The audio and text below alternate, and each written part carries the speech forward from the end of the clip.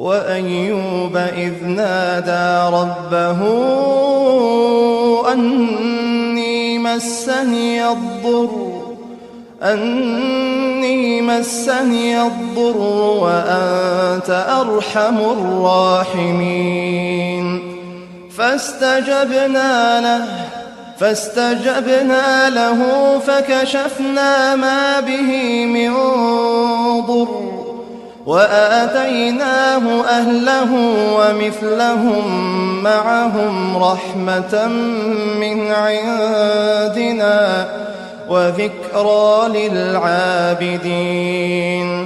وإسماعيل وإدريس وذا الكفل كل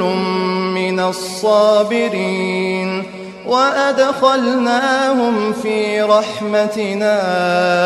إنهم من الصالحين وذا النون إذ ذهب مغاضبا فظن أن لن نقدر عليه فنادى في الظلمات أن لا إله إلا أنت سبحانك إني كنت من الظالمين فاستجبنا له ونجيناه من الغم وكذلك ننجي المؤمنين وزكريا إذ نادى ربه رب لا تذرني فردا وأنت خير الوارثين فاستجبنا له ووهبنا له يحيى وأصلحنا له زوجه إنهم كانوا يسارعون في الخيرات ويدعوننا رغبا ورهبا وكانوا لنا خاشعين والتي أحصنت فرجها فنفخنا فيها من روحنا وجعلناها وابنها آية للعالمين إن هذه أمتكم أمة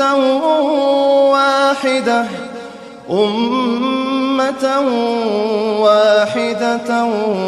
وأنا ربكم فاعبدون وتقطعوا أمرهم بينهم كل إلينا راجعون فمن يعمل من الصالحات وهو مؤمن فلا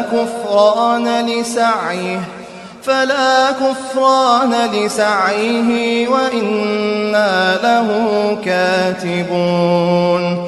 وحرام على قرية أهلكناها أنهم لا يرجعون حتى إذا فتحت يأجوج ومأجوج وهم من كل حدب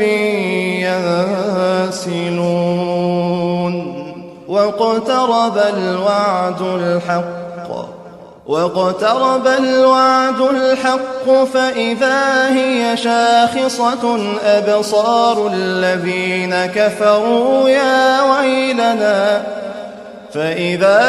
شاخصة أبصار الذين كفروا يا ويلنا قد كنا في غفلة من هذا بل كنا ظالمين إنكم وما تعبدون من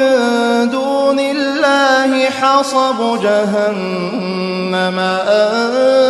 وأنتم لها واردون لو كان هؤلاء آلهة ما وردوها وكل فيها خالدون لهم فيها زفير وهم فيها لا يسمعون إن الذين سبقت لهم منا الحسنى أولئك عنها مبعدون لا يسمعون حسيسها وهم فيما اشتهت أنفسهم خالدون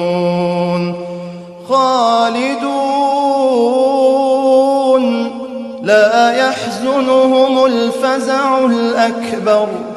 وتتلقاهم الملائكة